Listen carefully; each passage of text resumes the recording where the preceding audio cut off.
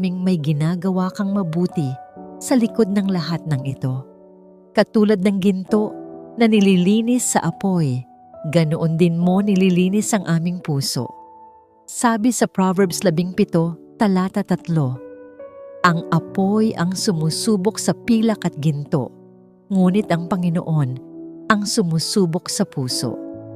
Kaya ngayon, Ama, kung dadaan man kami sa apoy ng pagsubok, gawin mo kaming ginto.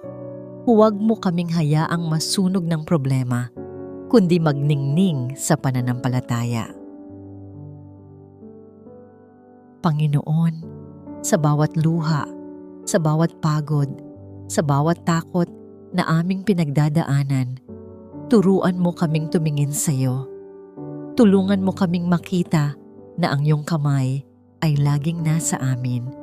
Kung minsan, parang wala ka.